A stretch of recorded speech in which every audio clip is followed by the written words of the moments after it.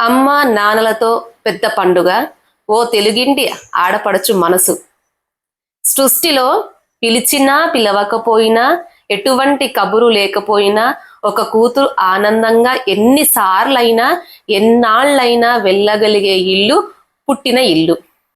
అమ్మ నాన్నలంటే సర్వస్వతంత్రము, అమ్మ నాన్నలంటే సర్వస్వం.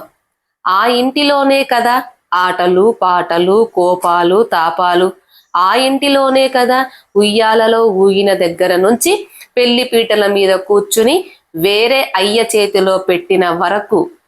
ఎలా మర్చిపోగలము ఆ ఆనందమైన క్షణాలు, ఆ భారమైన గడియలు? అమ్మతో అరుపులు, నాన్నతో అలకలు.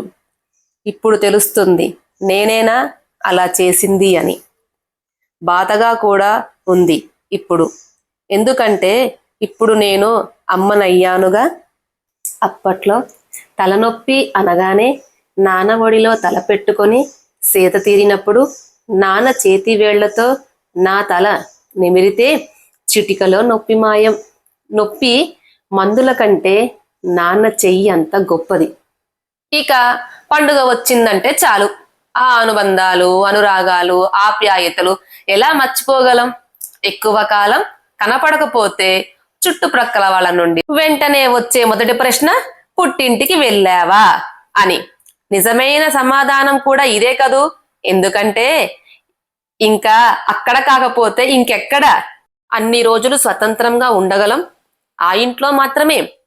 భవంతులు మేడలు ఎన్నో రావచ్చు, కానీ నేను పుట్టి పెరిగిన ఇల్లు, నా ఊరు, నా చిన్ననాటి మిత్రులు ఎప్పటికీ గొప్పే. నేను ఉన్నంత వరకు కూడా.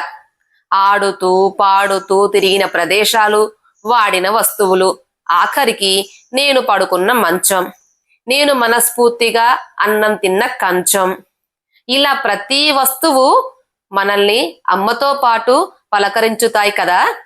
వాటికి నేను పెట్టుకున్న పేర్లు: కొలచెంబు, పలకల గ్లాసు, ఎత్తు అంచు కంచం. ఇలా ఒకటేమిటి, ప్రతి వస్తువుకు నాతో విడదీయరాని బంధమే.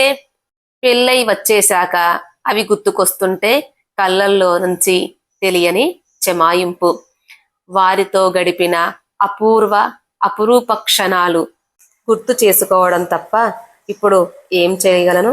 మరి ముఖ్యంగా సంక్రాంతి పండుగ వచ్చిందంటే చాలు, అమ్మతో సమానంగా దులుపుళ్ళు కడుగుళ్ళు, ఆరబెట్టడాలు, ముగ్గులెట్టడాలు, అలసిన శరీరానికి అమ్మ పెట్టే గోరు ముద్దలు ఓ ఓదార్పు, అతిపెద్ద ఉపశమనం కూడా. నాన్న కష్టంతో కొన్న కొత్త బట్టలు మరింత ఆనందం. వెలకట్టలేని మురిపెం కదా. ఆ కొత్త బట్టలు సరిగ్గా సరిపోవడం ఒక ఎత్తైతే, చుట్టుపక్కల వాళ్లకు చూపించటంలో ఉన్న ఆ మజాయే వేరు.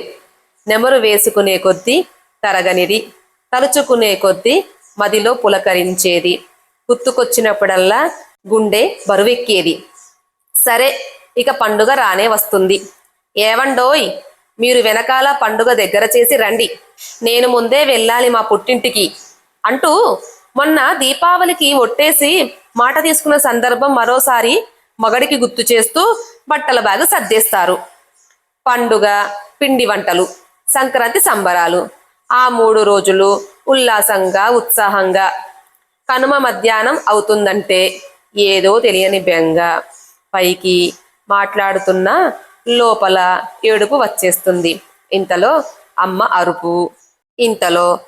అరుపు, ఇదిగో బుజ్జి, నీకేం కావాలో సర్దుతా చెప్పు అని. అది అరుపు కాదు, ఒక బాంబు నాకు. మళ్ళీ ఈ బంధాలన్నింటినీ వదిలి వెళ్ళిపోవాలి. ప్రతి సెకను మనసు నొచ్చుకుంటుంది. వెళ్ళిపోవాలా, అప్పుడే వెళ్ళిపోవాలా అంటూ. అనుకున్నంతసేపు ఉండవు. చుట్టాలు వెళ్ళిపోయారు, పని మనుషులు సామాలు సదిరేశారు, భోగి మంటలు చల్లారి బూడిద గుర్తులుగా మిగిలిపోయాయి. తీపి గుర్తులుగా బంధువుల కేరింతలు, కామెడీలు, ఇవన్నీ సెల్ ఫోన్లలో దాచుకున్న ఫోటోలు, వచ్చిరాని రీల్సు. సంబరాల సంక్రాంతి భలే భలే మధురమైన మరో జ్ఞాపకం. జీవితం అనే పుస్తకంలో మరో పేజీ కలిసింది అంతే. కారణాలు ఏమైనా కావచ్చు, బంధాలెన్నైనా రావచ్చు, ఇంట్లో వారితో పుట్టిల్లుకు దూరమవుతున్న పెళ్ళైన ఆడపిల్లలు ఎంత మదన పడతారో ఆ భగవంతునికే తెలుసు. తల్లిదండ్రులతో గడుపుతూ తరచూ ఆ దేవాలయం లాంటి ఆ ఇంటిలో ఉన్నవారు, ఇంటికి అందుబాటులో ఉండే అవకాశం ఉన్నవారంతా ఆశలు వదులుకోకండి. ఆశతోనే బ్రతకండి. మనసులోని సంతోషాలన్నీ బాధలని భర్తతో పాటు మనస్ఫూర్తిగా పంచుకోగలిగే ఆ ఇంటి సగటు ఆడపడుచులు అదృష్టవంతులు, మహాజాతకులు కూడా. అందుకే అంటారు, సృష్టిలో మధురమైనది ఇదే.